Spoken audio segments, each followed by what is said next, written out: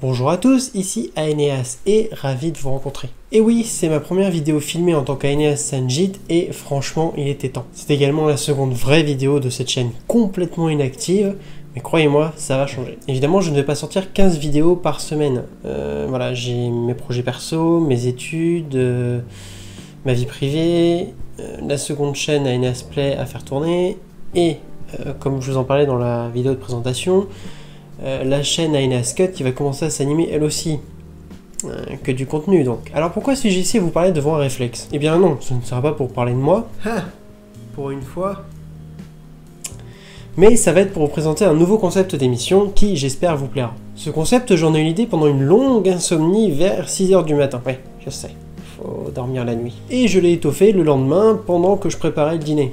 Bah oui, qui dit coucher à 6h dit lever à 17-18h. Je l'ai nommé les petites réflexions d'un soir et le concept est assez simple. En effet, je fais partie de cette espèce d'humain qui, pendant une insomnie à 22h, se lance dans toutes les réflexions possibles et imaginables sur tous les sujets plus ou moins importants. Et donc, pendant cette insomnie débile devant One Piece, puis devant Dirty Biology, je me suis dit...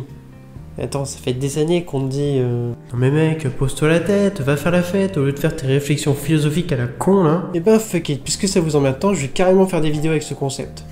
Thug Life. Alors oui, vous allez me dire, c'est pas ce qu'il y a de plus original. Énormément de youtubeurs et de podcasteurs font ce genre de choses. Vous savez, ces petites réflexions sur la vie, tout ça. Mais j'ai envie de vous dire, c'est quoi l'originalité ? Bah oui, l'originalité ça n'a jamais vraiment existé. À chaque fois qu'un mec a eu une idée géniale, ou s'est dit tiens j'ai inventé un truc super innovant, bah c'était dans l'air du temps, ou de la société qui l'entourait. Donc forcément, un truc tout con, le cinéma, si vous pensez qu'il n'y a eu que deux inventeurs, à savoir les frères Lumière.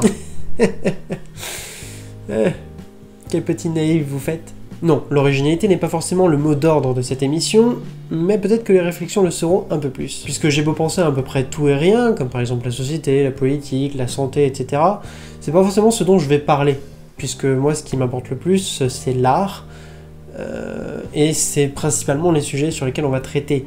Je risquais également de parler du jeu vidéo, de la littérature et du cinéma, qui sont mes trois grosses passions. Alors oui, vous allez me dire, ça fait partie de l'art, bon. Et donc ça risque d'être les sujets principaux. Par exemple, je pourrais me poser une question toute conne, qui mérite d'être réfléchie, et j'en ferai une vidéo immédiatement. Revenons-en à notre sujet, l'originalité. Oui, sans même que je me rende compte, j'ai trouvé le sujet de mon épisode pilote. C'est triste. Il y a 2 secondes, je disais donc que pour moi, l'originalité n'existe pas vraiment. Comment cela se fût que je puisse dire ça? Non, ce n'est pas français. Eh bien, commençons par ma courte définition de ce que pourrait être l'originalité pure, comme se l'imaginent certains. L'originalité, assez proche de l'inventivité, ce serait la capacité à pouvoir inventer quelque chose, ou innover dans un domaine, qui soit totalement innovant en termes de forme et de fond par rapport aux inventions précédentes. En soi, quelque chose qui n'a absolument aucune inspiration. Ça y est, vous commencez à comprendre ? Bah oui, quel que soit le niveau d'innovation dont nous puissions faire preuve, et que ce soit pour nous, ou que ce soit pour l'histoire de l'humanité, nous n'avons rien inventé ex nihilo, c'est-à-dire sans aucune inspiration quelconque. Alors vous allez me répondre, bah oui, mais la nature, par exemple, c'est pas une œuvre. Ah bon? Parce que vous pensez que le peintre, l'homme de Cro-Magnon qui peignait des animaux sur un mur, il s'est pas inspiré de quelque chose? Et de plus, sachant que le débat scientifique sur le fait de savoir s'il y a un dieu ou pas est toujours pas résolu, ben personne peut me dire que la nature est absolument pas une œuvre. Bon, on va dire que comme c'est pas une œuvre humaine, on peut pas prendre ça en compte. On peut donc dire que les hommes et les artistes les plus parfaits en termes d'originalité, c'est-à-dire les plus originaux quoi, bah ce sont les hommes de Cro-Magnon dans leur caverne et les toutes premières civilisations qui ont commencé à écrire. Ça fait drôle, hein? Ben oui, c'est comme le fait de se dire à quoi a pensé le mec quand il s'est dit tiens je vais traire une vache.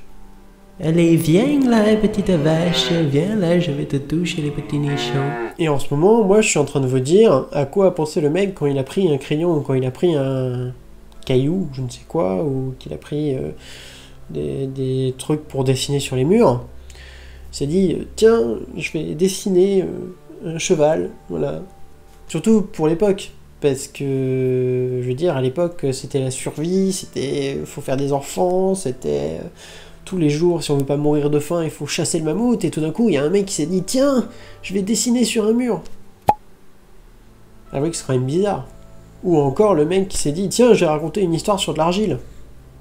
Parce qu'à l'époque, c'était plutôt le concept de dire on va raconter l'histoire qui est autour de nous. Le principe, c'était de dire on va parler des scènes autour de nous, des scènes quotidiennes, comme par exemple les peintures égyptiennes qui montraient, il y a 3500 ans déjà, qui montraient des petites scènes de la vie, comme la pêche, la culture, etc. Et là, il y a un mec qui a pris donc ce petit couteau, ce petit crayon, on peut dire, sa plaque d'argile, et qui s'est dit tiens, je vais inventer une histoire. Ainsi, si par exemple je devais parler de l'œuvre écrite la plus originale du monde, et je précise bien le écrite pour ça, il faudrait que je parle de l'épopée de Gilgamesh, une histoire qui a été écrite en Mésopotamie, je crois, il y a très longtemps, et qui est communément admise comme la plus ancienne de toute l'histoire de l'humanité. Elle a été écrite il y a 1800-1700 ans avant notre ami JC, c'est-à-dire il y a 3800 ans, ce qui est pas mal. Et donc, si on reprend mon raisonnement, toutes les fictions qui ont suivi, donc qui se sont faites depuis 3800 ans jusqu'à maintenant, ont été inspirées plus ou moins de ça, sauf évidemment si la civilisation en question était à l'autre bout de la Terre.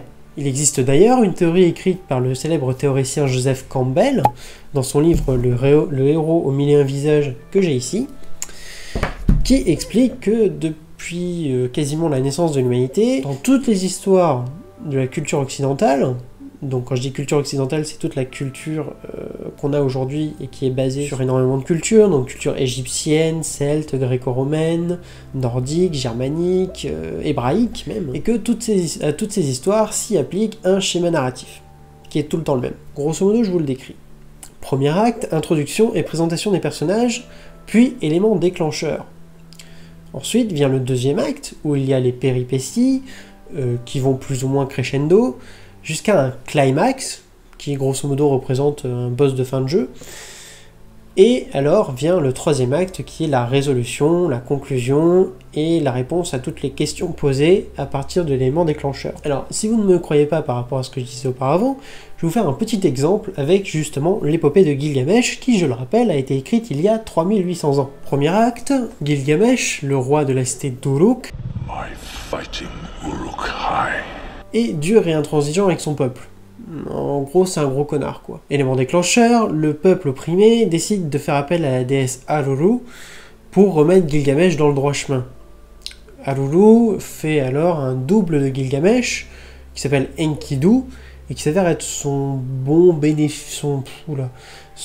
bénéfique, qui est plus gentil, plus équilibré, etc. Deuxième acte, les deux hommes s'affrontent dans un rude combat qui va durer très longtemps, et en fait, à l'issue de ce combat, plutôt que d'avoir un vainqueur et un vaincu, en fait, les deux personnages deviennent très amis, deviennent très proches, et finissent par comprendre leur complémentarité, c'est-à-dire il comprend qu'il est mauvais et qu'il doit être avec quelqu'un de gentil, etc. Et ensemble, ils décident de s'allier et de vouloir faire de grandes choses. Seulement, durant ce deuxième acte, il y a ce qu'on appelle un twist, c'est-à-dire un retournement de situation qui souvent amène à prolonger l'histoire.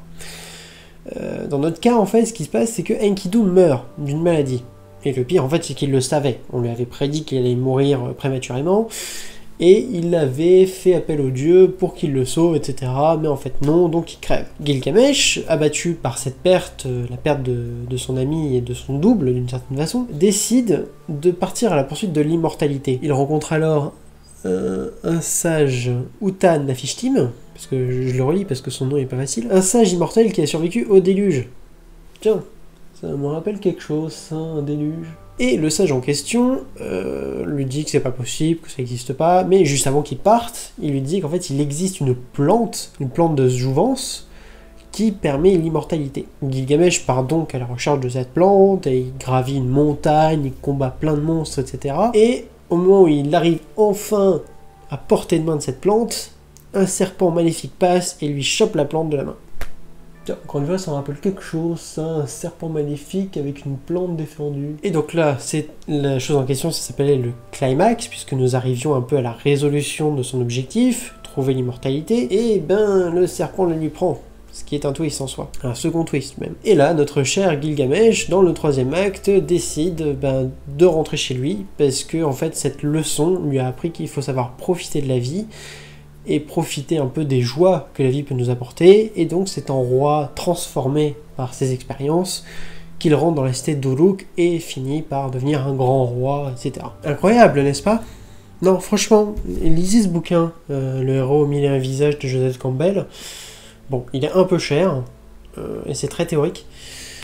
Mais franchement, pour ceux qui sont intéressés par la dramaturgie et par tout ce qui a façonné notre culture en termes de dramaturgie, c'est vraiment très très intéressant et je vous le conseille vivement. Tout à l'heure, je parlais de la question dramatique et de la réponse dramatique. Alors en fait, souvent, les questions dramatiques, c'est par exemple, est-ce que le personnage va atteindre son objectif? Est-ce que Gilgamesh va réussir à trouver l'immortalité? En l'occurrence, dans le climax, on apprend que non, via le twist. Ou alors, la vraie question pour moi dans l'épopée de Gilgamesh, la vraie question dramatique, c'est est-ce que Gilgamesh va changer? Est-ce que la déesse Hololu va faire qu'il va rejoindre le droit chemin? Et en l'occurrence, oui. En l'occurrence, il devient un bon roi, la perte de son ami, etc. va faire qu'il va changer et qu'il va devenir un bon roi. Je peux donc en déduire, par rapport à tout ce que je viens de vous raconter, qu'il n'y a pas vraiment d'originalité, et que s'il devait y avoir un artiste ultra original, ce serait justement l'homme de Cro-Magnon qui peignait sur un mur, puisqu'il s'agissait du premier véritable artiste qui existait il y a... je crois que les plus vieilles peintures, c'est il y a 30 000 ans, comme illustre très bien cette image. Alors elle est en anglais, mais je vais vous la traduire. En gros, c'est plusieurs artistes de différentes époques qui se posent toujours la question est-ce que je serais aussi bon que les grands maîtres, ou qu'est-ce que pensent les grands maîtres de mon travail? Et en fait, ça se suit. Qu'est-ce que pensent les grands maîtres? Qu'est-ce qu'en penseraient les grands maîtres? Qu'est-ce qu'en penseraient les grands maîtres? Et à la fin, t'as l'homme de Cro-Magnon qui fait hey, je suis le meilleur! Et pour moi, ça illustre très bien le concept. Je conclus cette vidéo donc en répondant à la question que l'originalité pure n'existe pas. Et que ce n'est pas quelque chose qu'on doit encourager, puisque c'est quelque chose qui n'existe plus, vu que nous n'inventons plus quelque chose d'original véritablement.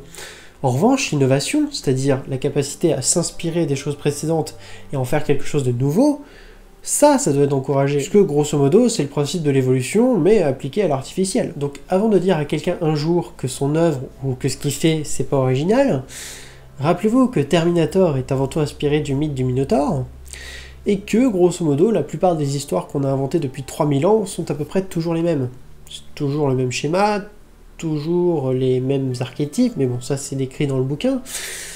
Et il y a encore des choses très récentes, comme Avatar, qui sont très inspirées d'autres. Je sais pas quoi d'ailleurs. Sur ce, je vous dis à très bientôt, prenez soin de vous, et posez-vous des questions. Ciao. Non mais attends, tu viens de plagier du Rendal là? Mais non, c'est de l'inspiration.